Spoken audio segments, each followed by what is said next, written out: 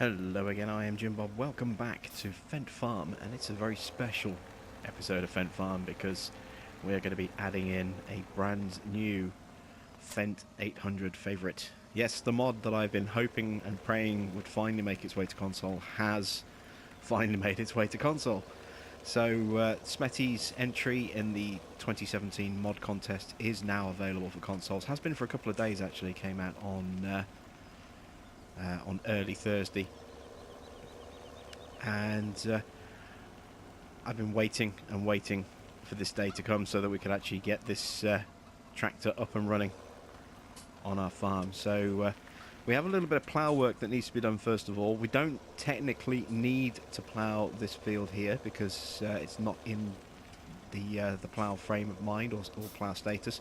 However, all of our other fields do, and I'd like to try and keep them in kind of sequence if I can along the top section here. So we're going to plough this one, and then we'll go on and we'll plough the other fields as well, and get them all matched so they're all in the same state and in the same sort of rotation of state as well. So let's get our 828 off and running.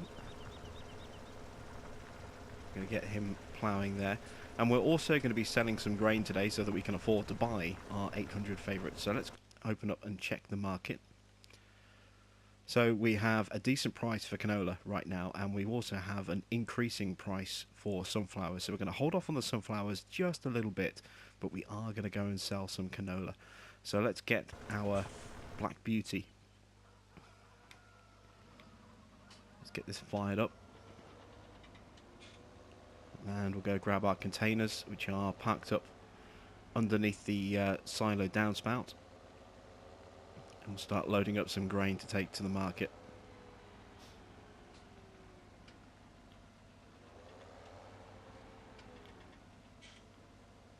And we have a great demand for soybean. Oh, look at that. The price has just jumped up 500 euros. I'm going to sell the canola first, and I'm going to wait and see what happens to the soybean price, see if it goes up or down, because it may be that price gets even better. So let's sell some canola first of all. We'll do 2 trailers worth.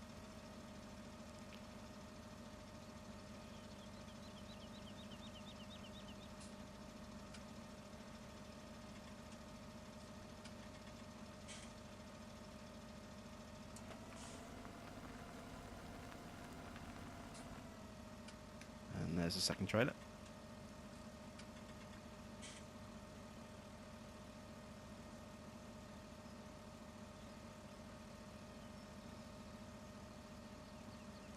And then once we've done selling some grain, the Black Beauty will pick up our seeder and get underway, pulling that horse pronto. So let's make our way over to the market and start tipping at sale area number 1.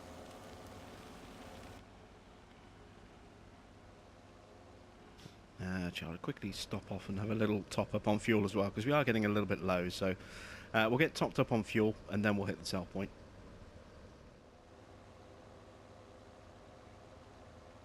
So here we are at sale point number 1. There we go. So let's get pulled on and start tipping. See how much money we can make.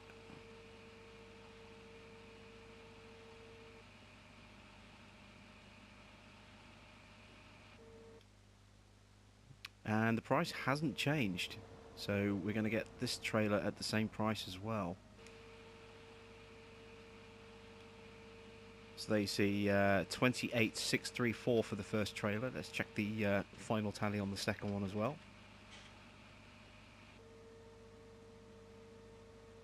28,228. So it's fractionally lower, and now we take a hit on the price. It's now down to 1209.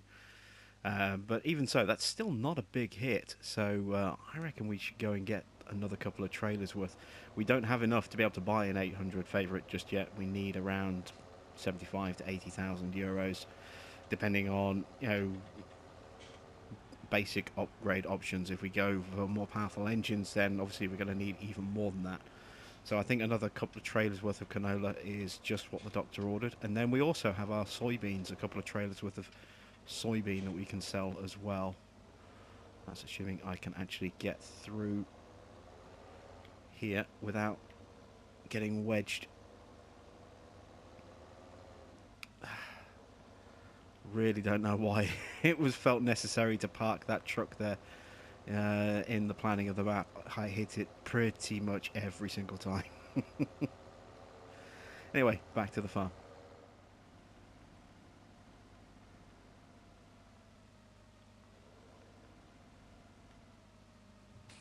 Okay, so we'll go with the rest of our canola load as well. And you can see the price is already starting to rebound ever so slightly. No change yet on our soybean price. That's still sticking strong. And our sunflower price has actually stayed strong and stabilised now. So actually what I'm going to do is, if I detach that trailer, to give our canola a little bit more time to rebound and get back up to close to where it was, we're actually going to go and tip this back in, and we're going to go sell a couple of trailers worth of sunflowers first. Then we'll move to our soybean, and then we'll come back and sell the rest of our canola. We're going to probably end up selling almost everything that we have.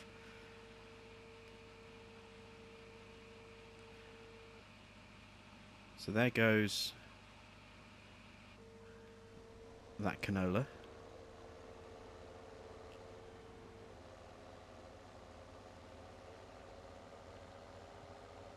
And now we need to very carefully connect back up where we were.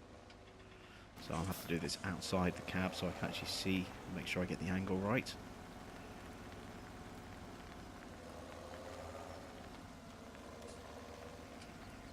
It's not just a case of getting attached, it's also getting attached in such a way that when we pull forward, we actually pull the second trailer through underneath the spout, because it is a little bit sort of temperamental at times. It's got quite a narrow kind of targeting arc.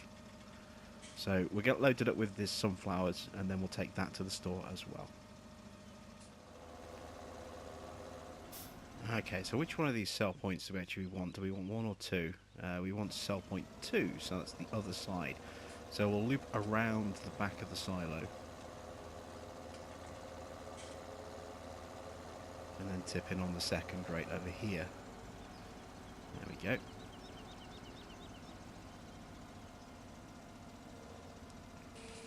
So there goes our first trailer of sunflowers. Should get a really, really nice price on this. Should get hopefully around 30,000 for this. There we go, 31,312. Let's see what we get for the second one.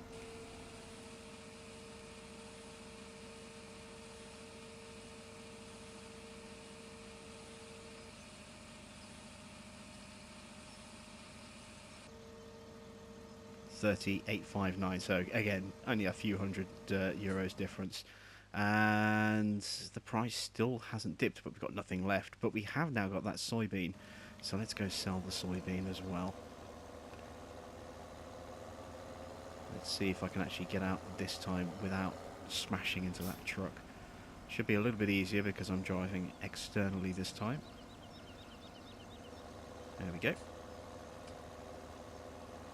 Still, I've said it before, I'll say it again, it is pretty poor placement on the map for that particular vehicle to be there.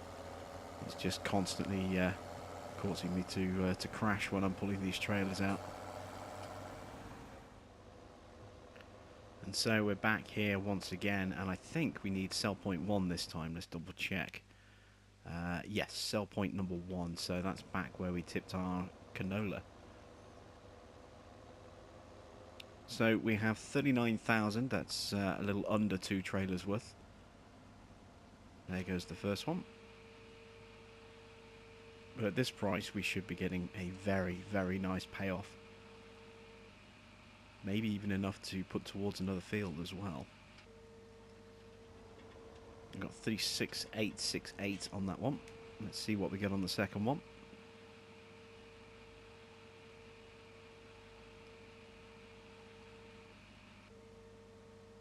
And another 25,669. So a very nice little extra bit of cash for us just there. And of course, we still have that canola that's left over as well. The price is steadily, sort of slowly but surely creeping its way back up. So we'll leave it a little longer before we sell the rest of that, but we will keep checking the price periodically to make sure it doesn't start falling. So now, I guess it's time for us to buy a Fendt 800 Favorit. So we're here at the store, and let's pull up the tractor options. So we want to go all the way across past the DLC and into the mods, and there it is, the 800 Favorit. Base price 75,420 euros, and a whole bucket load of options. So in terms of attachers, we have the option of just standard or with a front attacher. So you can see the picture in the left hand side of the screen there actually has the attacher fitted, where it's got a PTO attacher and the prongs there to pick up any weights and things like that. If we don't have it and we just go as standard, it comes with a weight fitted, kind of like you might see on the front of the Challenger tractors. For example, like there, you can see these come pre-fitted with weights, and these weights can't be removed. This one, as default, will come with a weight fitted, but you can change that to have a front attacher, which is what we're going to do. That's 7,000 euros, so it's quite a pricey upgrade. Then we have the option of front loader forks, and yes, we do want front loader arms attached, so we'll fit the attacher to let us do that. In terms of engines, we have the 816 turbo shift. So the base model is 165 horsepower, then goes to an 818, which is 180 horsepower, the 822 for 220 horsepower, and the 824 for 240 horsepower. They are our options, and as you can see, they go up in price each time.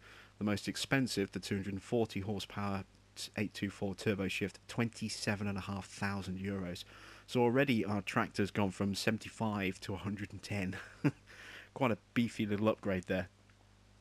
Wheel setup, loads and loads of different wheel options. So standard option, fitted with wheel weights, with wide tyres, with rear duals, which is really nice to see a good sized tractor having the option for rear duals, and then twin wheels as well. These aren't too expensive, as you can see. Rear twins 4.5, twin wheels 6. Everything else is pretty reasonable in terms of price. We're just going to fit wide tyres for now, I think. And then we've got the design here. Now it says black part. And if you see, looking at the picture of the tractor in the left hand of the screen there, you'll see there's kind of a mesh cowling around the exhaust pipe there. So that's the part that it's talking about. It says black part there. It's the cowling that goes around the exhaust. So at the moment you can have it as black.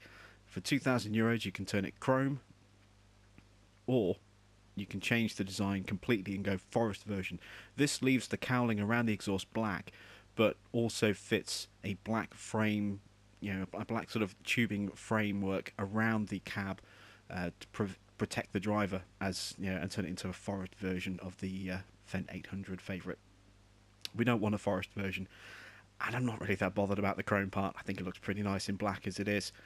So all that's left now is to look at the colours, and there are quite a lot. Rims are pretty basic, so you've got red or you've got grey.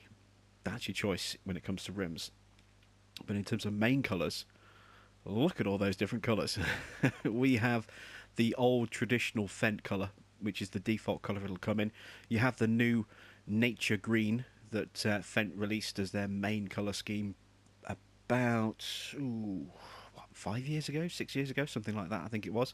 You've got this kind of teal kind of colour here, which is a little bit kind of reminiscent of the old 500 Favorites. You've got black, you've got kind of quite a deep blue there. You've got a red, which kind of matches the same colours on wheels, an orange, which is kind of very rare you'll ever see an orange Fendt, and then white. I'm going to stick with the traditional green for now, but we can always change it if we feel a little bit creative later. So we'll just leave the default green in there, and we'll leave the default rim colour in there as well. So there we go. That's our new Fendt 800 Favorit. I'm just not sure about the engine size. I think, just to mix things up a little bit, we'll go with an 818 turbo shift, just to save a little bit of extra cash. So let's buy that for €93,500.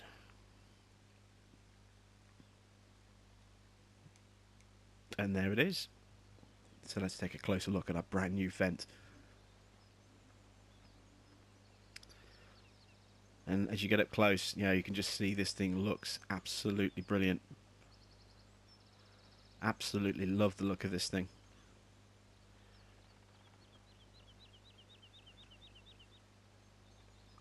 Really, really nice attention to detail here.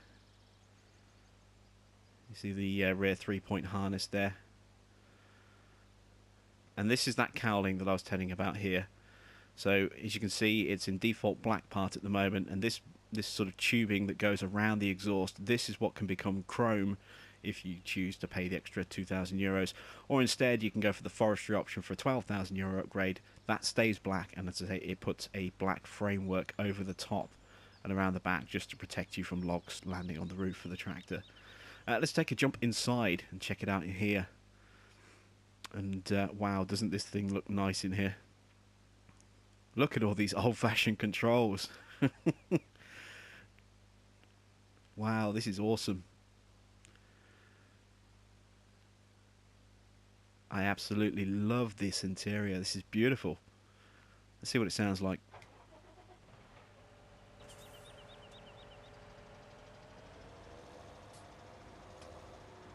So it sounds pretty similar to our existing sort of larger Fendts. Drives quite nice. Let's check out the lighting. So stage 1, stage 2 and stage 3 with working indicators as well.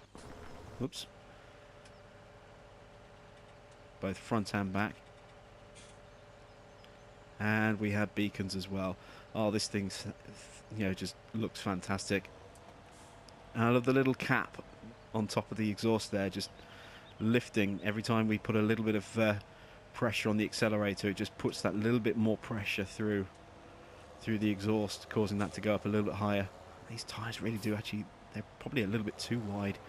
We'll probably change those back to standard when we get back to the farm, but look how wide those white tyres are. They're huge. They look more like flotation tyres than the sort of traditional wide tyres we see in-game.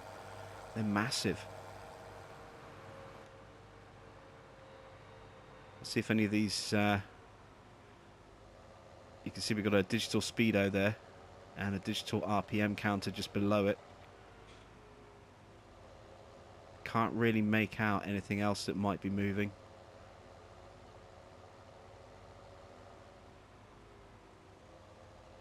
Trying to see if there's a fuel gauge. Yeah, on the left-hand display, you can see we have a fuel is the first of those lines there. It's hard to see because it's in the way, the wheel's in the way, but it's reading pretty full at the moment, as you can see. Obviously, we'll see if that goes down as the fuel levels go down. Let's see if anything else comes on if we turn the lights on. No, nothing else lights up in the cab, but there we go. Really, really nice little tractor, this. I'm absolutely loving the look of this and the feel of this thing.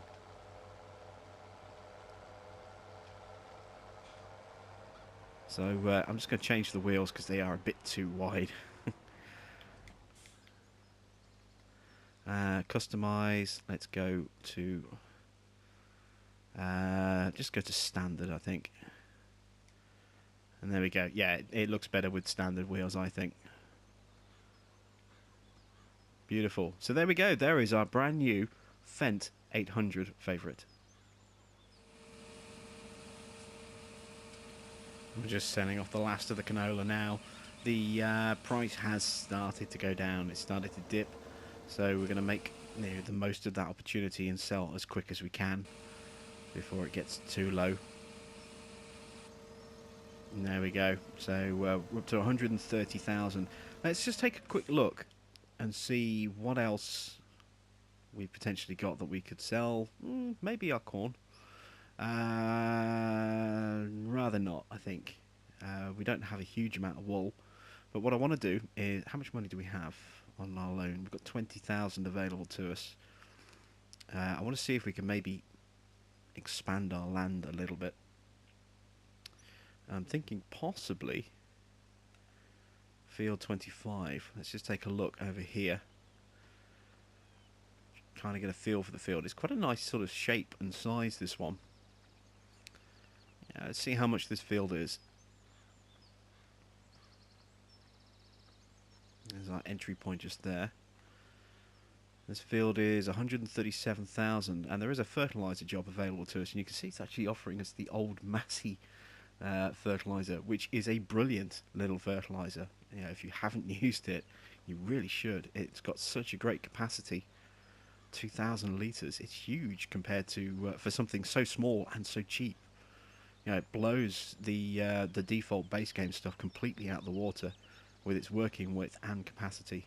You know, really, really nice piece of equipment for an absolute bargain price. Just want to see if there's a way through over here. So I saw these gates. No, they are completely solid gates, aren't they? And this is our American flag grass field over here. Kind of a strange thing to put into the game is to put in an American flag on an Irish map. I'm really not sure the reasoning behind that. But how big is this field? Because we could potentially look at buying this as well. It's quite a big sized field. If we do a little bit of contract work on that field, we can afford to buy it. Plus we've got that extra 20 grand on our loan. But how much is this? Because what I might do is buy this and rip the ground up and actually turn this into a bit of workable land as well. Our entry point is here towards our main normal farm. Let's see. Oh, it's 210. That's way too much. So, alright, well, let's do a quick contract job on field 25. Just to hammer that price down a little bit. It looks like it's soybean on there. We'll use this setup here. So let's start this job. It's not going to give us a lot of money, but it'll bring the price down a little bit. It'll obviously give us a little bit of extra cash. It's only going to take us a couple of minutes to do this job, so I won't bother sort of editing it out. We'll just leave this job in. And I get to use the Fortis. I do love using the Fortis. It's a really nice tractor. It's actually one of my favourites in the entire game, just because it's so versatile for its size and its price range. You know, this is a 130,000 euro tractor when you fully upgrade the engine up to 190 horsepower. Plus, you can fit narrows on it, as you can see, or you can have wides or standards. I don't think you can have weights on it, but you know, you've got nice wheel options. You've got great power options to go from 160 up to 190 horsepower. Means it brings in a whole new range of equipment that you can use with this thing, and it's cheap. It's really cheap. So yeah, for me, this is just an absolutely brilliant little tractor. I love it.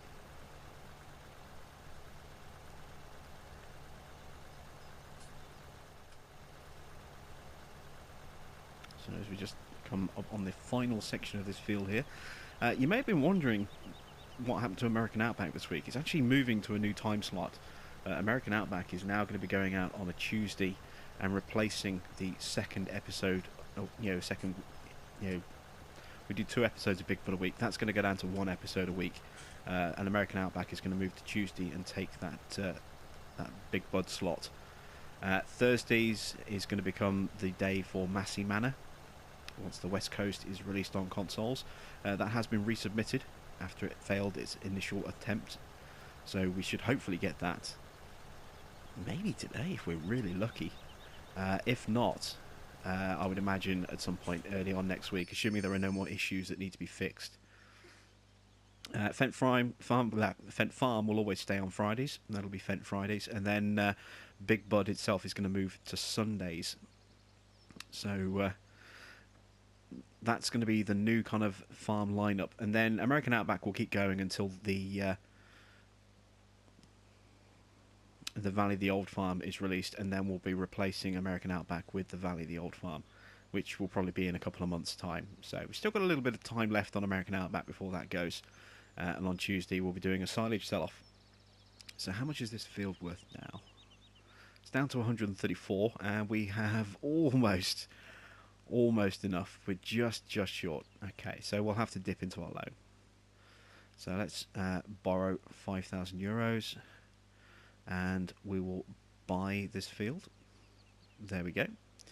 So we now have a soybean crop pre-planted for us, and we'll have to make sure obviously that gets fertilized another couple of times. But we have an extra field added and an extra tractor added, so it's been a pretty successful day so far. Obviously we're now a little bit far away from the farmhouse, so let's just jump back instead. We actually need to get this back to the farm so we can get him started on seeding. So I shall see you back at the farmhouse.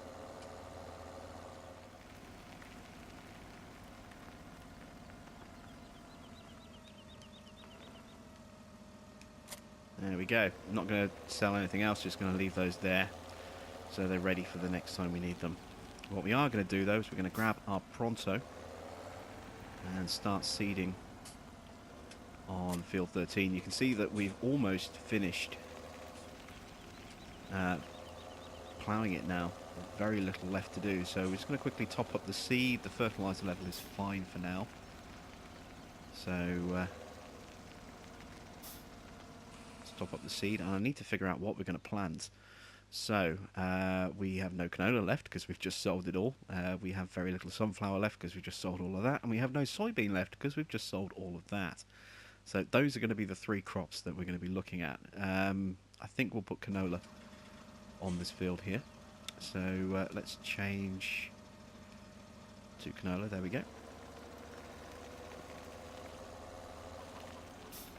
And get ourselves through. Quite a tight little gate that. Close the lid. There comes our 828. We've got a little spot that we missed just there. We'll have to tidy that up.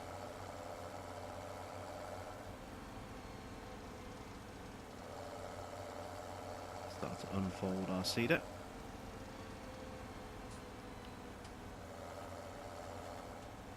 There's the thin line there, we'll leave that. And there's a thin line there as well, we'll leave that.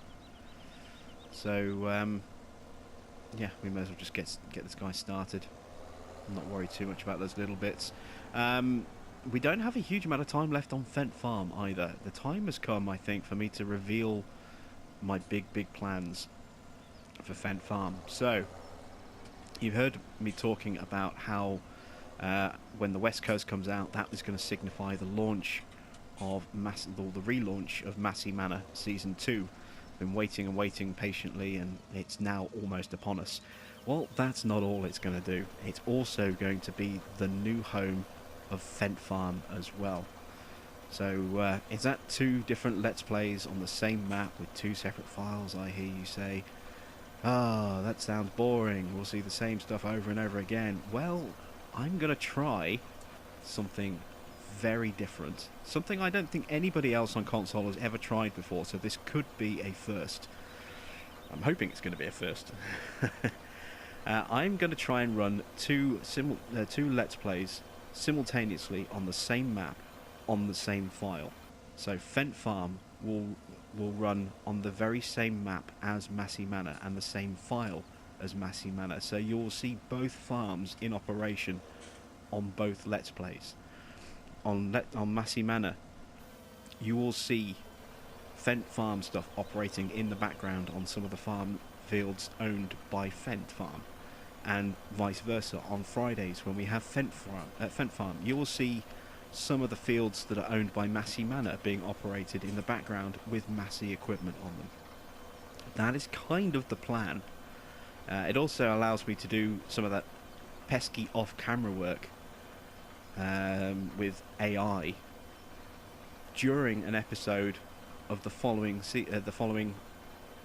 Let's Play. So you'll actually see, a lot of stuff going on. Massey is hopefully, touch wood, internet connection and lag not being too much of an issue, going to be a multiplayer farm. My friend Adam is going to be joining me, and we are going to be running Massey Manor from the ground up with very, very old equipment, and we're going to try and do a lot of that manually where we can. As the two of us run through Massey Manor. Fendt Farm is going to be probably just me on my own. Adam may occasionally pop in and help out on Fendt Farm, but Fendt Farm is primarily just going to be me in single player. Both farms will be run on exactly the same file, so it is going to throw up some interesting problems with how to separate out the finances of each farm and also the crop storage of each farm as well. That's going to be an interesting challenge that we have to try and overcome. But that is the plan. We're going to move Fendt Farm over once Massey Manor has had a week or so to get itself up and running. Fendt Farm will then move in as well. That is kind of the plan. So hopefully everything is going to work as I have kind of envisioned it, and we're going to have two different Let's Plays running simultaneously on the same map. As we refuel our 828 before we send them over and start ploughing the next set of fields, it's time to give you a reason why I want to run the two different Let's Plays on the same map. Well, the West Coast is a stunning map. There's no denying that. It's absolutely beautiful. Even though we haven't seen the console version running yet, you know, from the preview videos that we've seen and now the PC Let's Plays that have started, you know, it's a truly stunning map. It really, really is. It's also a big map, 90 fields.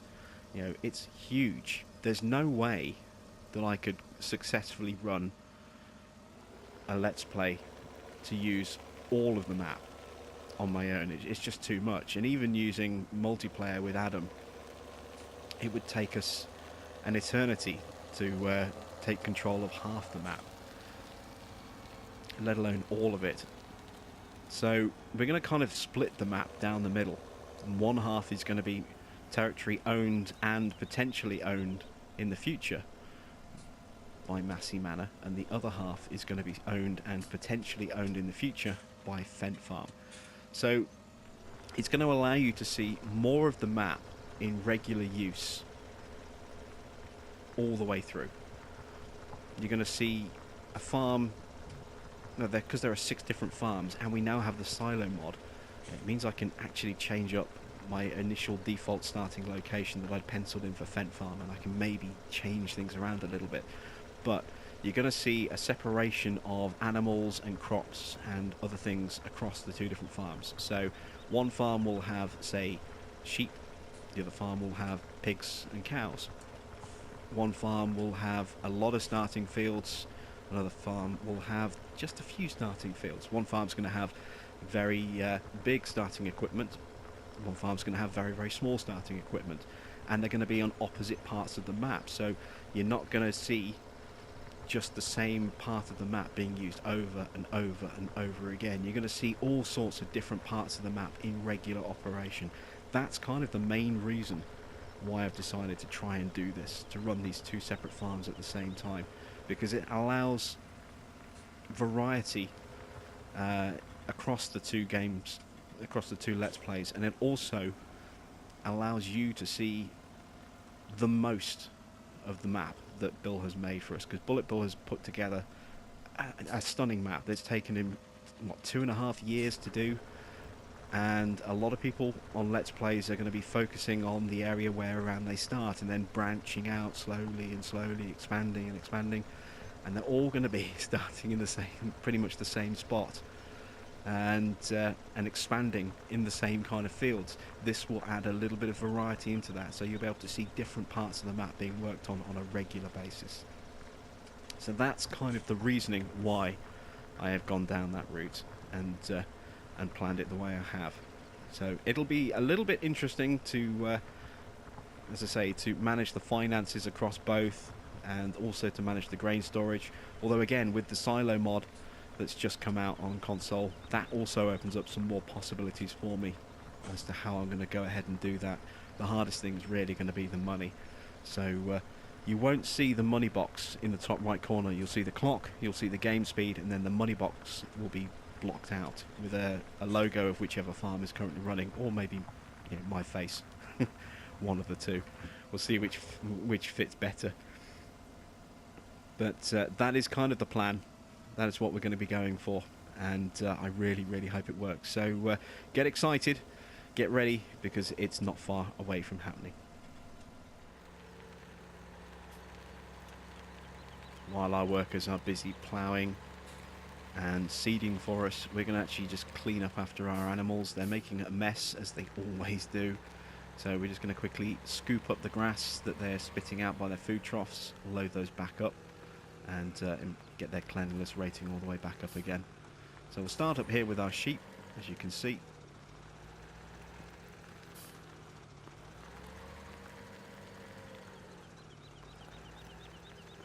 And there we go, that's pretty much all of it.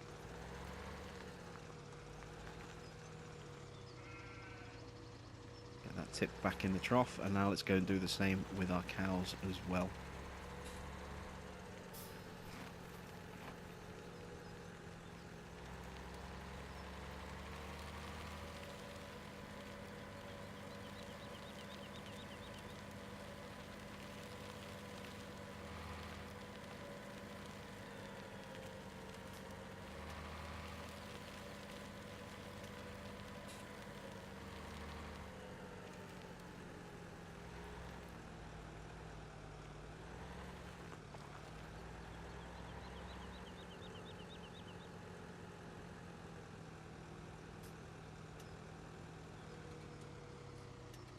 Quite a lot of mess here on the ground for the cows. It always looks a lot worse than it is, though. It always looks like there's an insanely large amount, and it's never that bad. See, I mean, look at these huge amounts of grass that it's showing, and oh, we've actually filled our bucket. Looks like I was mistaken. Oh, I've got to remember to move that water trough. Normally we don't come anywhere close, but obviously we're running with a much higher volume of cows than we have done in the past. So you actually see, even, you know, with that one bucket, a noticeable increase in the size of the grass in the trough there. So let's grab that last remaining bucket full.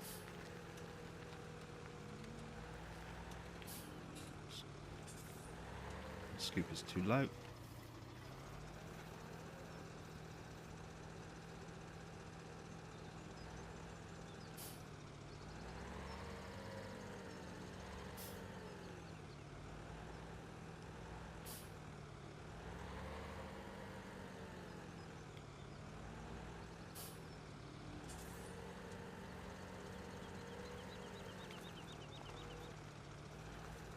There we go. So that's the last, and that little bit of mess, just 277 litres there.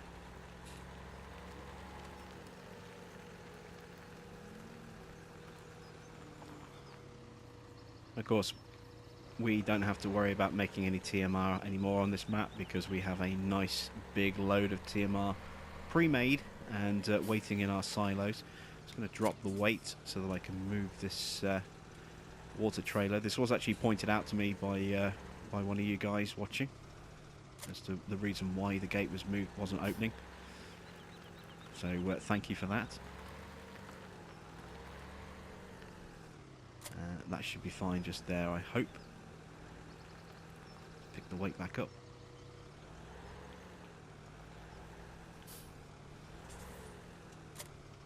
There we go. So this gate works now. Hopefully, I haven't put it too close that it's going to cause problems with the other gate. Let's double check that. If we can get through without crashing. Use it just to back our way in, I think.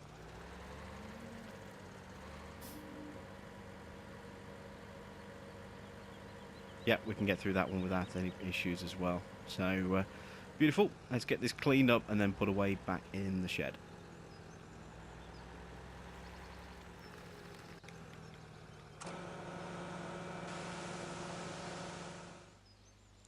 So, I feel kind of a little bit guilty about leaving all of the work to our workers, so I'm going to help get involved a little bit. I'm actually going to put some wheel weights on this thing. We'll buy the wheel weights because we're going to need them at some point in the future anyway. Let's buy the wheel weights, and what I'm going to do is I'm actually going to lease the smaller of the jumper ploughs. We need 170 horsepower, we have 180, so we'll struggle a little bit on a couple of the hills, but apart from that we should be fine. Let's lease one of these, and I'm actually going to be a little bit cheeky and reset it to our farm, so we don't have to drive all the way out there to collect it, and then all the way back again. Is that the one? Yes, there it is. You can see it's highlighted at the store. We're going to reset that back to our farm, and now we're going to go and do a little bit of manual ploughing ourselves while the AI is busy toiling away on some of those other fields.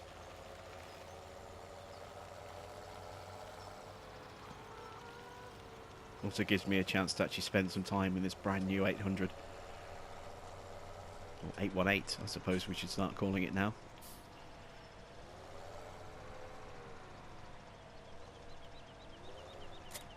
There we go.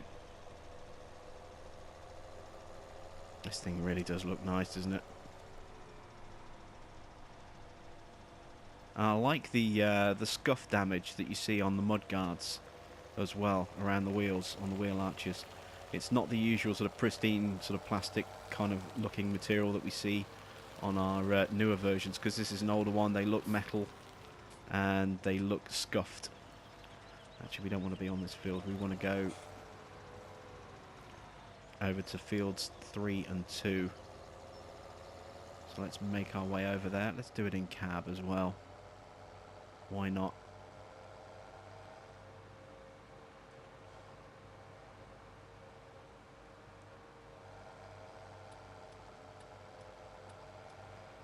See the reflection of the indicators on our wheel arches there.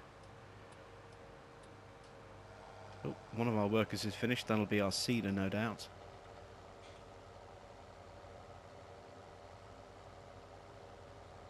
So we'll have to bring him over, get him seeding away. There's our turn off. I always miss this turn off. There we go. We are through. You can see we actually have manure spread on these fields here. That's the point as well. How much slurry do we have left? We're filling from the digestate tank. Let me quickly skip. I get the feeling something might have been missed along here. Just finish this field off by driving this edge here.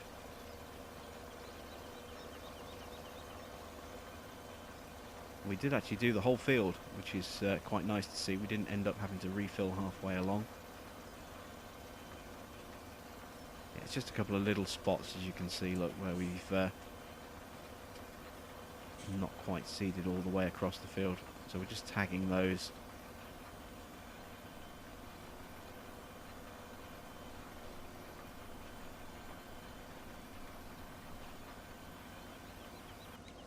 There we go. So this needs to get refilled and then driven over to field 5. So let's get that done. Okay, so here we are. Let's drop our plough and let the manual ploughing commence.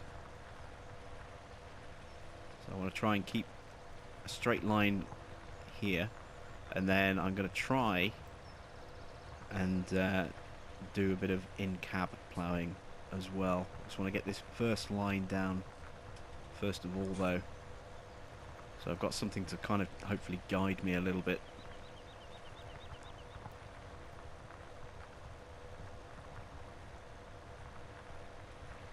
I'm so glad that we finally have the 800 Favorit. It's such a wonderful little tractor. So many options on it as well, makes it a really versatile piece of starting equipment.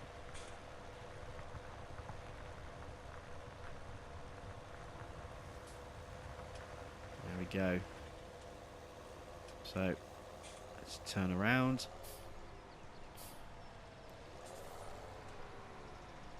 Let's lower. Let's try and find the right sort of distance. I suppose we could get a little bit closer. Let's That's looking pretty good. Alright, let's see what this looks like in cab. See where my guideline's going to be. You can see we're rocking at a weird angle. It's because of ground response dipping us down into the ground that's already been ploughed. You'll notice the wheels sinking in to those existing ruts. We are a little bit too... There we go. Get a little bit more stable. So I kind of want the front loader attachment mounting. That's where I want the plough to be. So we'll lift up, we'll turn.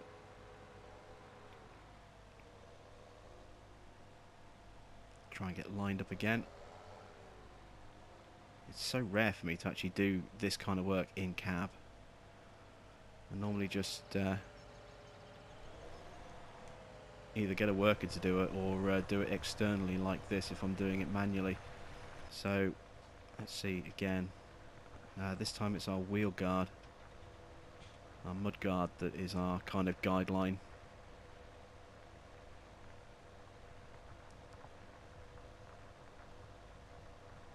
But there we go, we've got some in-cab ploughing going on. How are we looking back there? A little shaky, a little hokey.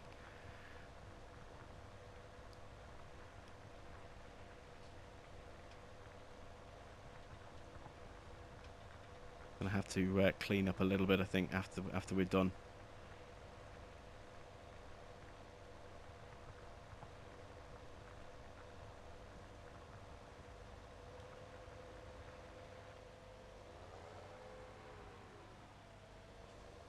Should perhaps have bought a different plough than this one, but this one's got a decent working width, you know, 3.6 meters. It's wider than the Amazona plough, and also 10 horsepower less in the power requirements as well. That one requires 180 and I think does 2.2 meters or 2.8 meters. It's not a particularly wide plough. In fact, let's just quickly take a look. It's 3 meters, so it's half a meter shorter, and requires an extra 10 horsepower to pull it. So this is just a little bit more useful. You can work you work a little bit slower, but you work a bit wider, and you get much cleaner edges. You don't have to worry about overrunning a lot or having to go back and clean up all the edges of the field afterwards. So I'm going to carry on doing some ploughing. I'm going to do it externally just because it's easier for me, and I will catch up with you in just a moment.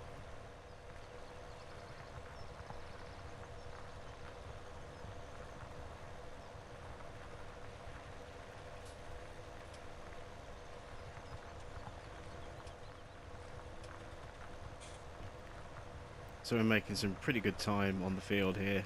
You can see our 828 Vario just there behind the tree is also making decent progress. He's left a few bits that he's going to have to be cleaned up afterwards before we can start seeding on there.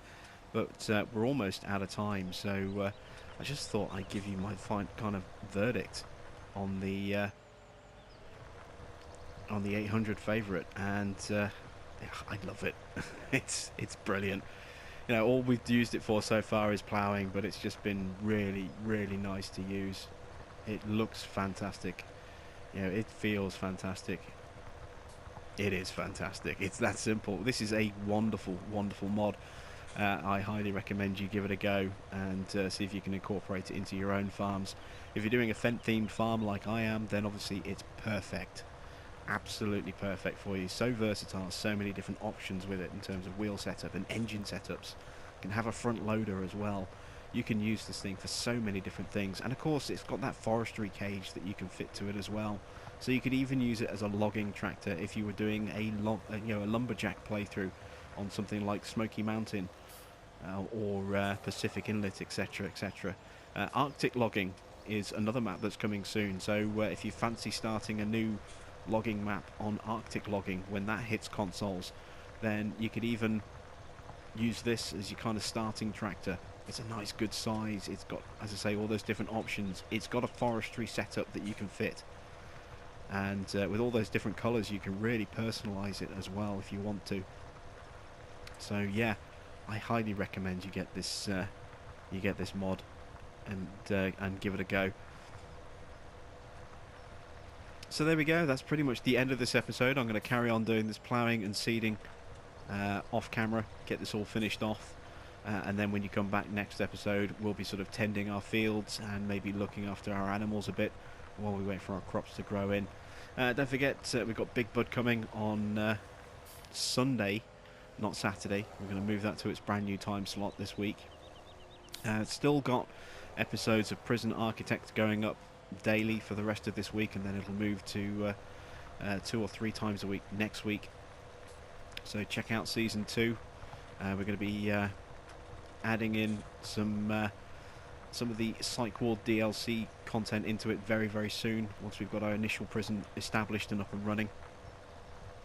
And of course we have daily episodes of Jimsville on City Skylines at the moment, so do check that out as well. Oh, and one other thing as well, if you have a copy of Everybody's Golf, please do let me know. I'm having a lot of fun with that game. It's so much fun to play. And one thing I'm thinking of doing is a weekly sort of weekend invitational tournament in multiplayer. So if you are interested in taking part in one of those, then please do let me know if you have a copy of the game, or if you're planning on getting a copy of the game.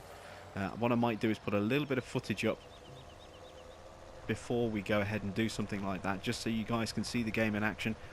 But yeah, we're going to be bringing a once a week invitational tournament, and if you are interested, let me know. I'll set up a PSN group so we can arrange when the matches are going to take place. I'm in the UK, but I tend to play and live on American time. So if you're in America, you may know the franchise better as Hot Shots Golf rather than Everybody's Golf. But yeah, recording will not be an issue on your timetable. On the UK, it may be a bit of an issue, so we may have to do a UK invitational and an American invitational. We'll see how much interest there is and where you guys are around the world. But yeah, if you are interested in taking part in one of those, do let me know, and I look forward to hearing from you with regard to that. Thanks for watching. I am Jim Bob, and I will catch you back on the channel very soon.